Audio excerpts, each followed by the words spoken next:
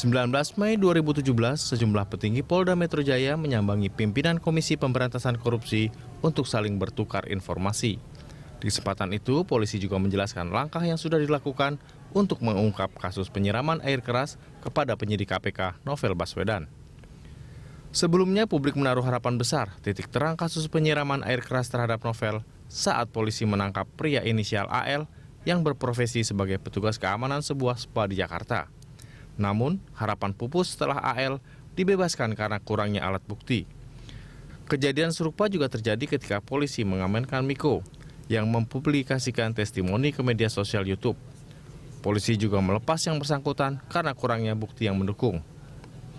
Sejumlah kalangan sipil beranggapan polisi lamban dalam menangani pengusutan teror dan kasus penyiraman air keras kepada Novel. Untuk itu mereka mendesak kepada pemerintah dan juga Komnas HAM membentuk tim independen yang membantu tugas kepolisian. Gayung pun bersambut. Komnas HAM merespon untuk membentuk tim gabungan pencari fakta kasus Novel. Sementara KPK sendiri masih menanti sikap Presiden Joko Widodo soal pembentukan tim pencari fakta kasus kekerasan terhadap penyidik KPK Novel Baswedan. KPK akan mendukung keputusan Presiden jika tim pencari fakta memang diperlukan untuk mengungkap pelaku di balik peristiwa penyiraman air keras tersebut. Besarnya harapan masyarakat agar kasus kekerasan kepada Novel terungkap begitu besar. Alasannya, mereka mensinyalir kasus teror kepada Novel bukan semata kriminal murni, melainkan aroma politis begitu kental. Terungkapnya kasus Novel bakal menguak fakta, praktik, bandit politik, dan jejaring korupsi yang menguasai dan menteror Indonesia saat ini. Menanti aksi TGPF Novel, itulah topik dialog Jurnal Pagi hari ini. Sejumlah kalangan masyarakat sipil mendesak pemerintah dan juga Komnas HAM membentuk tim independen kasus Novel Baswedan. Mereka menilai polisi bergerak lamban mengungkap kasus penyiraman air keras kepada penyidik senior KPK Novel Baswedan itu. Komnas HAM merespon desakan itu dengan membentuk tim gabungan pencari fakta atau TGPF kasus Novel Baswedan. Lantas apakah pembentukan TGPF ini menjadi sinyal adanya ketidakpercayaan pada institusi kepolisian? Bagaimana proses perekrutan dan siapa saja kalangan yang bisa masuk ke dalam tim? Untuk membahasnya di studio sudah hadir Komisioner Komnas HAM Hafidz Abbas. Selamat pagi Pak Hafidz, apa kabar? Selamat pagi Mbak, baik. Apakah ini bentuk ketidakpercayaan Komnas HAM dan juga civil society di sini? Toh juga belum lama ini, 2 hari yang lalu, dalam rapat kerja Kapolri bersama Komisi 3 menyampaikan bahwa ada sejumlah bukti atau hasil dari penyelidikan itu yang tidak bisa diungkap ke publik. Kenapa tidak mau paling nggak menunggu saja dulu langkah selanjutnya dari Polri? Iya, Komnas HAM mendapat mandat dari sejumlah undang-undang. Dan ada desakan dari masyarakat yang kelihatannya mulai ragu karena proses ini sudah berlangsung begitu lama, sejak 11 April yang lalu, jadi sudah 1 bulan 2 minggu. Tetapi belum ada tanda-tanda bahwa kasus penyiraman air raksa pada Novel Baswedan ini terungkap.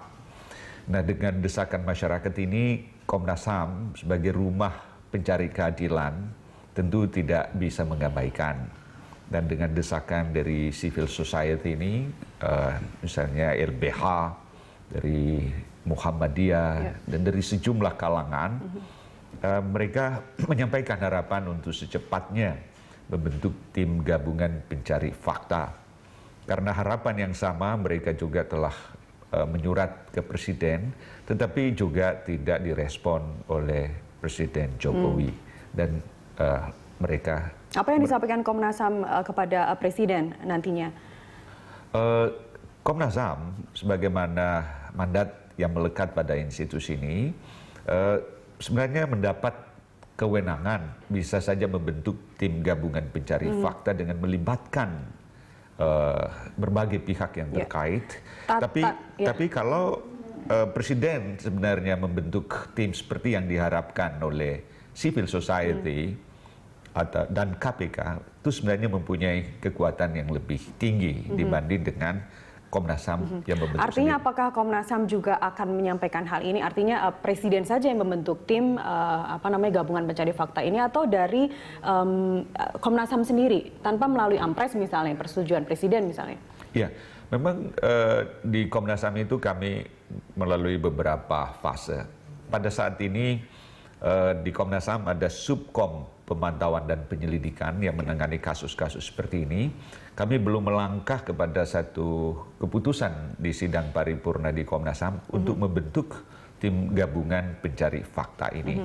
Nah, kalau ini nanti dalam mekanisme kerja di Subkom ini melihat ada urgensi dan tidak cukup dengan penanganan di Subkom Pemantauan dan Penyelidikan, kami bisa melangkah bawa ke sidang paripurna internal Komnas HAM untuk membentuk Pak Hafid, tim gabungan itu. Sebelum kita mengarah ke sana kepada nantinya tim gabungan ini berisikan siapa saja anggotanya, sejauh ini dari Sub Pemantauan dan Penyelidikan Komnas HAM, apa yang sudah didapatkan dari kasus Novel Baswedan ini?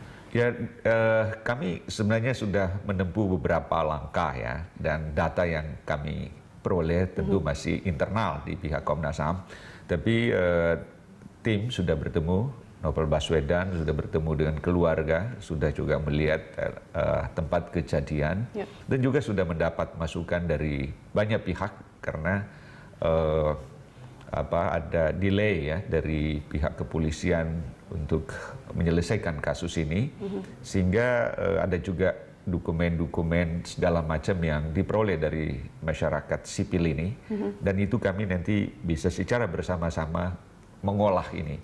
Dan mudah-mudahan juga Polri ya, sangat kooperatif untuk bersama-sama dengan tim. Sejauh ini Polri kooperatif bukan bersama Komnas HAM. Pak Hafid, terhadap 5 orang yang diduga awalnya sebagai pelaku penyiraman air keras terhadap Novel Baswedan ini, apakah juga Komnas HAM bertemu dengan mereka dan kemudian menyerap apa yang mereka lakukan sampai akhirnya, kalau tadi Bapak sebut Komnas HAM adalah rumah untuk mencari keadilan.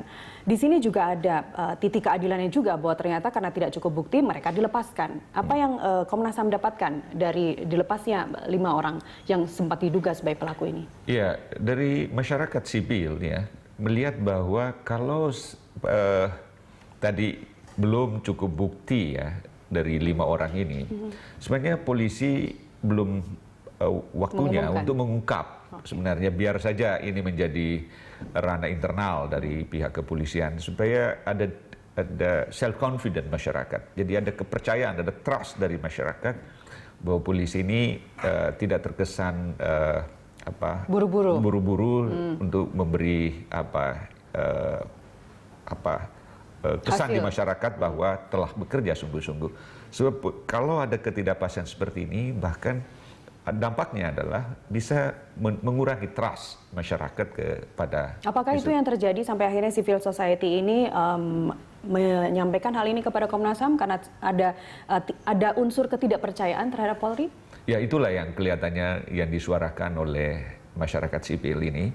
Dan sebenarnya kita patut ya mengapresiasi apa yang telah dilakukan pihak kepolisian selama beberapa waktu terakhir ini ya. Kita patut bangga ya bahwa setelah kejadian 212, 411 ya telah bekerja dengan baik, dengan sungguh-sungguh.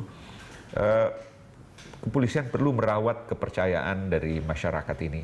Nah, kalau ini terlihat ada delay, ada keterlambatan, apalagi kalau diduga ada pihak-pihak tertentu yang menggunakan kekuasaannya untuk menutup-nutupi hal ini, maka akan mencederai institusi kepolisian ini, dan tentu ini merugikan bangsa ini. Sebab teror yang terjadi pada Novel Baswedan itu sebenarnya adalah bencana bagi negara ini secara keseluruhan. Dan kalau kita bicara Novel Baswedan, ya sekali lagi, dia adalah seperti simbol KPK, simbol anti korupsi. Kita lanjutkan di segmen berikutnya, Pak Hafid. Kami kembali sesaat lagi.